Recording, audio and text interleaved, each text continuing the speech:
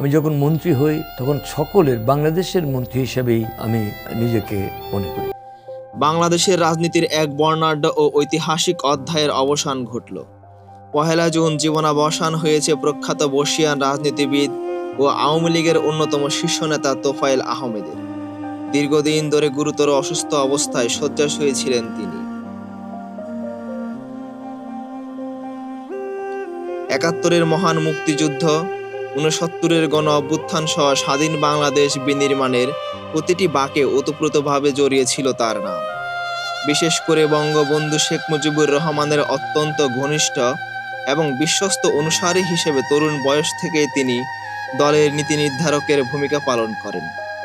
তবে ২০০৮ সালে শেখ হাসিনা সরকার ক্ষমতায় আসার পর দলটির বহু জ্যেষ্ঠ নেতার মতো তোফায়েল আহমেদও রাজনীতিতে কিছুটা কোণঠাসা ও অবহেলিত হয়ে পড়েন। বাঙালি জাতীয়তাবাদী আন্দোলনের অগ্নিজরা দিনগুলোর এক জীবন্ত কিংবদন্তি ছিলেন তোফায়েল আহমেদ। আজ তার মৃত্যুর মধ্য দিয়ে অবসান হলো বাংলাদেশের রাজনীতির এক অনন্য অধ্যায়ের।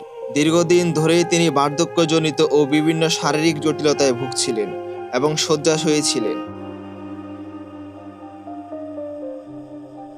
১৯৪৩ সালের ভোলায় জন্ম নেওয়া এই ক্ষণজন্মা নেতা তরুণ বয়সে তৎকালীন ছাত্র রাজনীতিতে এক অবিসংবাদিত কণ্ঠস্বর হিসেবে আবির্ভূত হন। ৬৯-এর ঐতিহাসিক গণ অভ্যুত্থানের মহানায়ক ছিলেন তিনি। ১৯৬৯ সালের ২৩শে ফেব্রুয়ারি তৎকালীন রেসকোর্স ময়দানের এক বিশাল ছাত্র জনতার মহাসমাবেশে বাঙালির প্রাণপুরুষ শেখ মুজিবুর রহমানকে আনুষ্ঠানিকভাবে বঙ্গবন্ধু উপাধিতে ভূষিত করেছিলেন এই তোফায়েল আহমেদই। ১৯৭১ সালের মহান মুক্তিযুদ্ধের মুজিব বাহিনীর অন্যতম প্রধান হিসেবে সম্মুখ সমরে নেতৃত্ব দেন তিনি।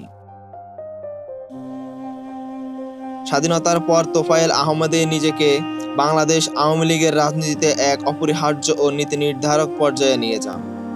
বঙ্গবন্ধু শেখ মুজিবুর রহমানের অত্যন্ত আস্থাভাজন এই নেতা বাকশাল গঠন থেকে শুরু করে সরকারের বিভিন্ন গুরুত্বপূর্ণ দায়িত্বে ছিলেন।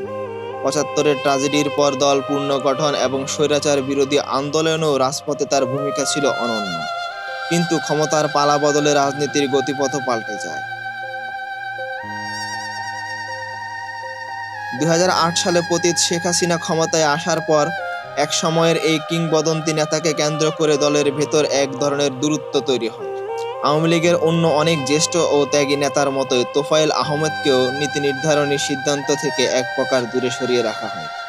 ক্ষমতার শেষ দিনগুলোতে নিজ দলেই তিনি এক ধরনের অবহেলার শিকার হয়েছেন, এমনটাই স্পষ্ট রাজনৈতিক বিশ্লেষকদের কাছে।